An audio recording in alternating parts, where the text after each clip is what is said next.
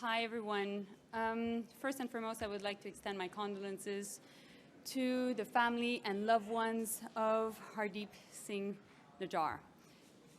The allegations that a representative of a foreign government may have been involved in the killing of a Canadian citizen here in Canada, on Canadian soil, is not only troubling, but it is completely unacceptable.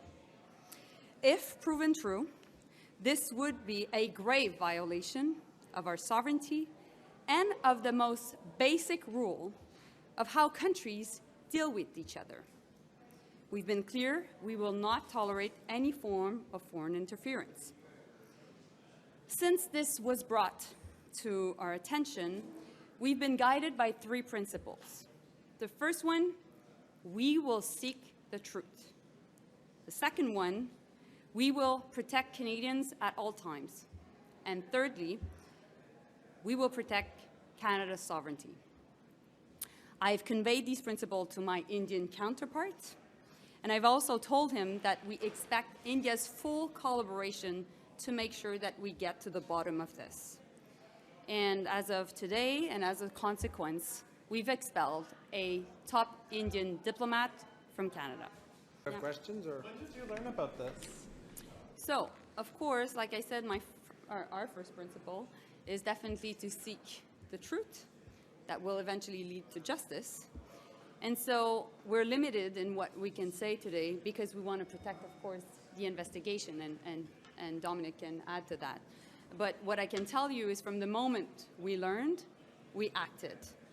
For my part, I've had conversations with my counterpart, and also I've had conversations with key allies, and we'll be working with them. The Prime Minister raised it also with Prime Minister Modi. He raised it with President Biden and Prime Minister Sunak as well.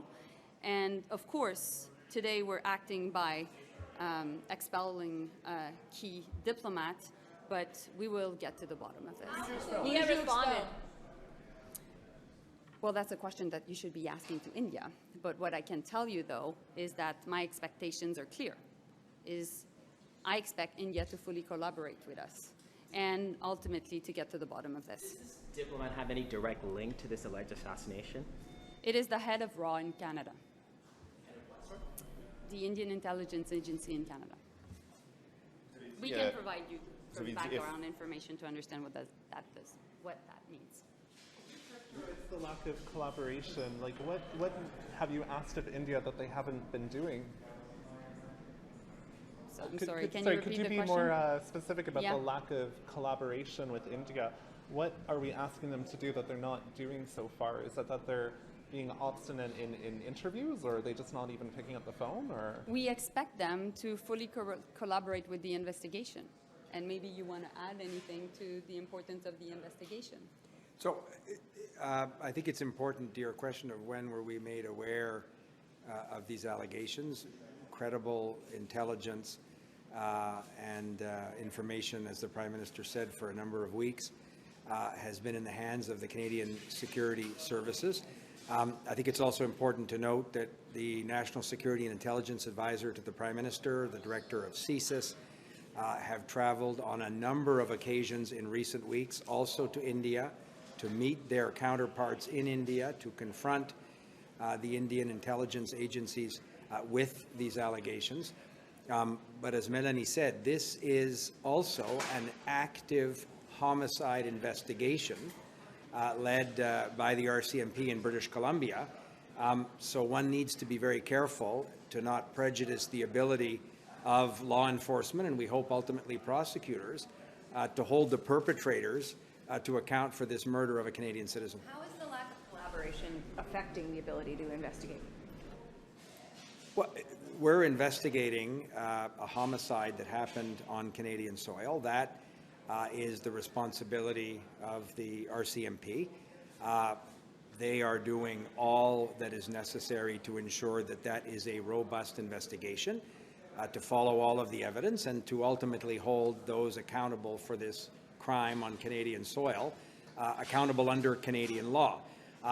The details of these investigations are not properly organized or shared or run by politicians. The RCMP, I have every confidence, are doing everything that's necessary to hold the perpetrators to account. Without getting into specifics, is it hampering the investigation at all? Like, does it matter materially that they won't collaborate? Again, you're characterizing them as not collaborating. The commissioner of the RCMP or others could talk about with whom they're working on this investigation. I want to be careful not even to accept that characterization. I have confidence that the RCMP and other security agencies collaborating with them will do all of the work that Canadians expect of them to both keep the community safe in Canada, because the RCMP and other law enforcement agencies have a responsibility to ensure that Canadians, as Melanie said, are not subject to violence or to intimidation, and in the case of Mr. Nijjar, the most tragic consequences of all. They're taking that responsibility seriously, but they're also taking the responsibility of investigating a homicide that happened on Canadian soil. I assume you were in the meeting with Mr. Modi at the G20. What was his response when the Prime Minister? I was not in the meeting. I was not. How many diplomats from Canadian diplomats in India? Is anything being done to secure or safeguard them? Of course. So our goal is always to abide by a duty of care. So I've been in close contact with our High Commissioner there.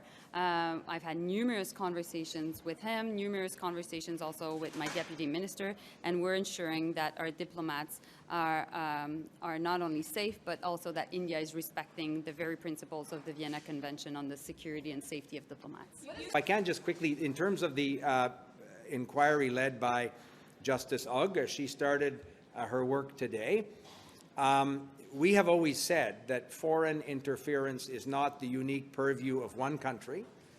There are a number of countries that have sought to interfere in a way that violates Canadian law. Obviously, these allegations are at a much more serious level in terms of the extreme violence that may have been perpetrated against a Canadian citizen with a link to a foreign government. The good news is Justice Ugg's terms of reference allow her to follow the evidence and to look at all the countries that are seeking to interfere in a way that's against Canadian law. So we assume that she and the security agencies will do what's necessary for her inquiry to also look at the ways that India interferes in Canada. It was always contemplated in the terms of reference. So, of course, there was already information that was available in the public domain.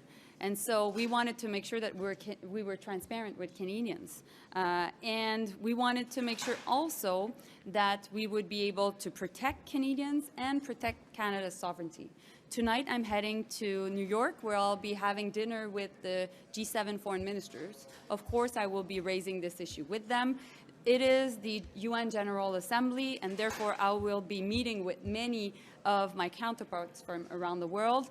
Right now, we know we are in an international security crisis. And one of the fundamental rules behind the world's stability and security is the protection of each country's sovereignty. And we see this possible breach of sovereignty as completely unacceptable. And so that is also why we're coming up with this information today. Are you asking them to act? Are you asking your counterparts to do something? Of course, I expect them to work with us on this very issue, and that is why I've had conversations with my counterpart, but also this is why the Prime Minister had a conversation with President Biden and also with Prime Minister Sunak.